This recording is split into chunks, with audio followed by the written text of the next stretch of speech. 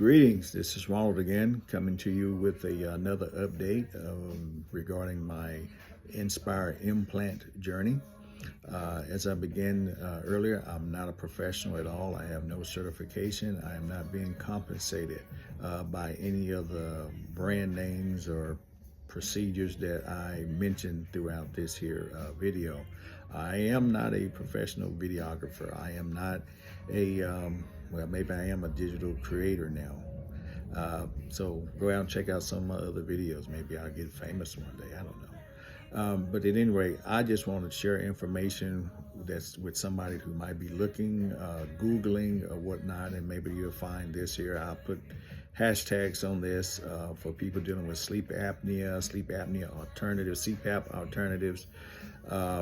Again, this is the Inspire implant. I had the procedure done on yesterday, again, August 26th, 2025. My appointment was at 8 a.m. Of course, I arrived on time. I did all of my pre-check via my phone app with the health facility that I deal with here in this area. They did a great job. Was it Riverside Health outpatient surgery clinic? This was an outpatient process. So again, I went in.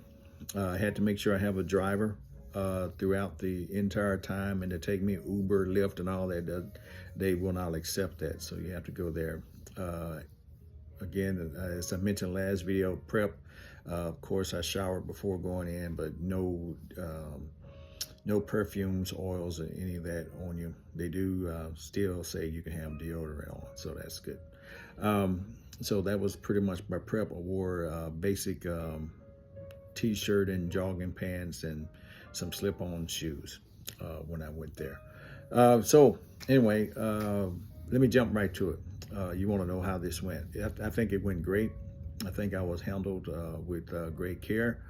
I tell you, after I got that one shot in my IV, yeah, I will admit they had to stick me 2 times. They said my veins was rolling. So I had to get stuck a second time, and but it went well. It went well. They checked my blood sugar because I'm a diabetic, so they checked my blood sugar before any of that went in. They checked my weight. Actually, my weight had actually went down, so I'm kind of proud of myself. I was at 243. I went down to 239.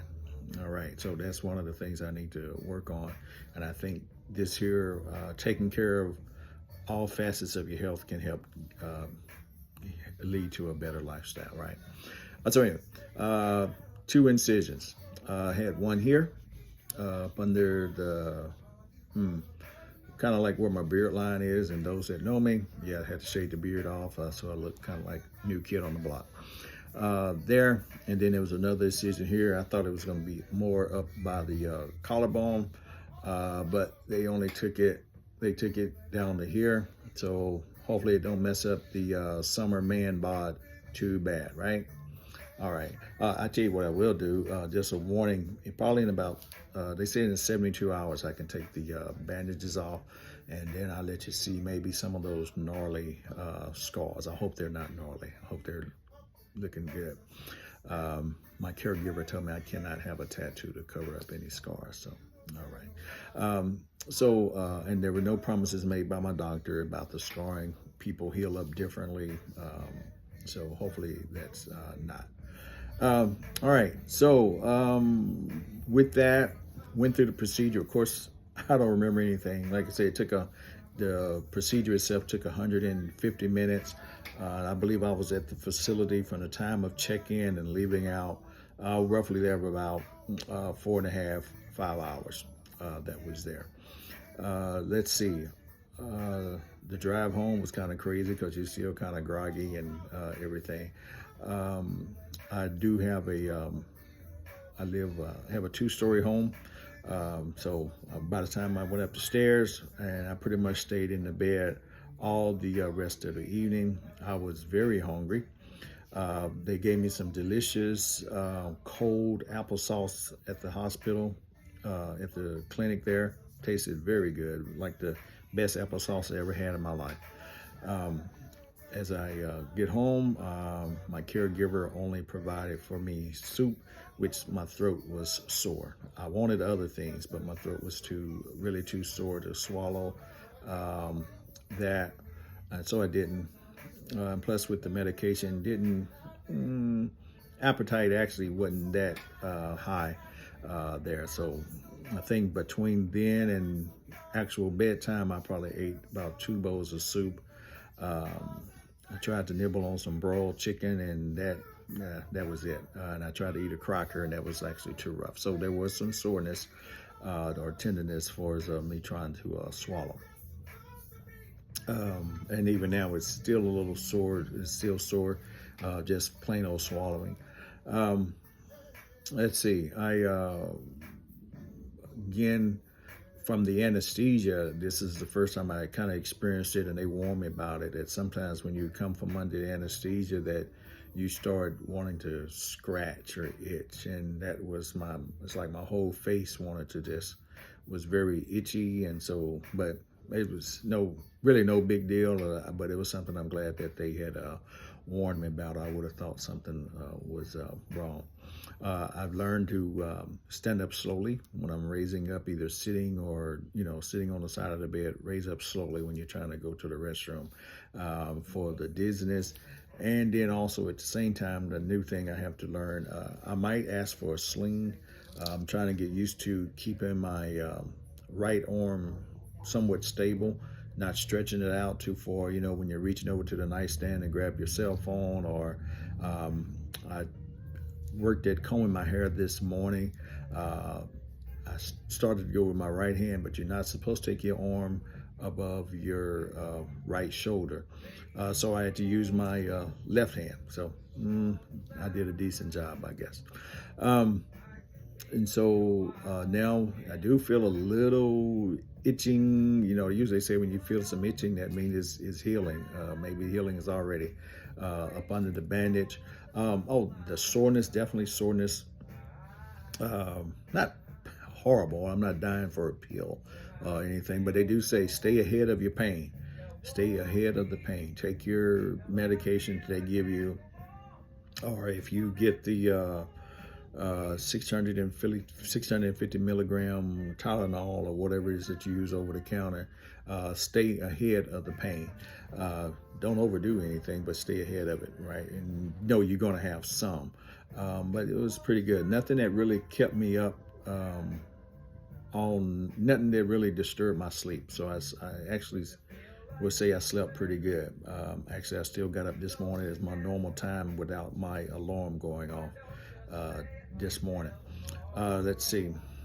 The thing that they gave me, they did give me a ice pack. They gave me a elongated ice pack that I was able to put. Actually, it fits pretty good because it fits here on my chest, covering up that wound, and it reaches actually all the way to my throat as well, up under the chin. So I was able to place it there, and that kind of helped a little bit to cool it off. Some people take heat, some people take cool. For me, the cool worked, which, I haven't tried the heat part, but the cool was simple enough, and I didn't have to plug up any devices, hot towels, just keeping ice in the ice pack. Hey, one of the things that happened also, too, I wasn't expecting that, is that, so they told me, I guess when they was bringing me out, they was testing my lungs or what have you, and I guess I didn't blow good enough, hard enough, or whatever, what the test was done. So now they had me to test out on this little handy device here, which I got to do it three times a day for the next 2 weeks. I have to get it above this here 2,500, this 2,500 mark here, and you have to exhale and you have to you have to actually inhale.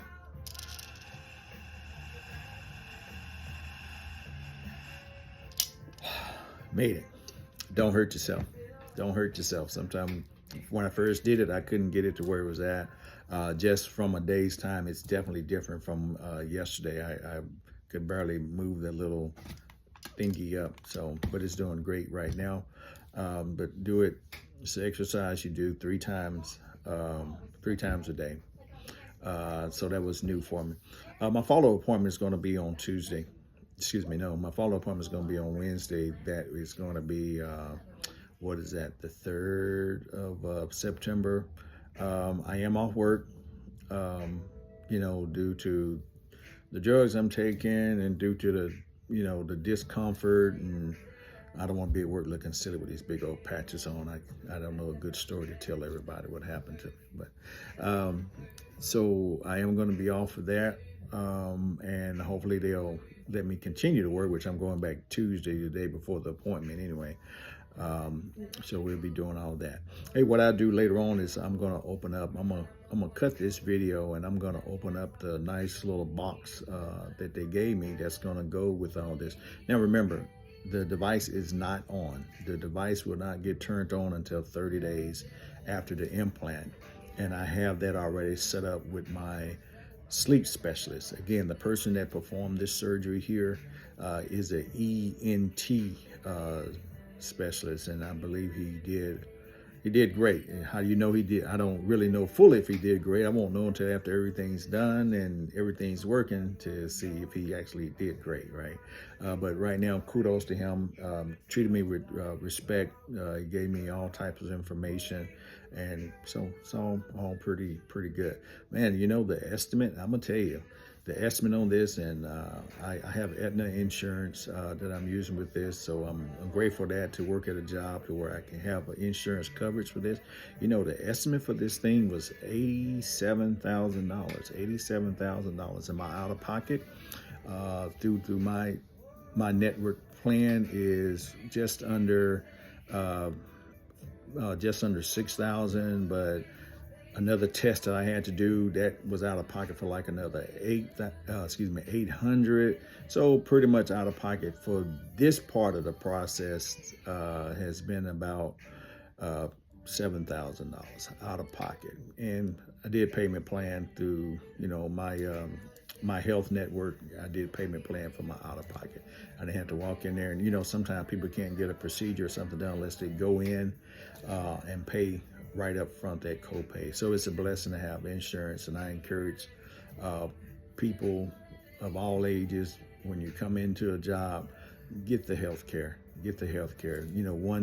One medical episode can just really wipe you out.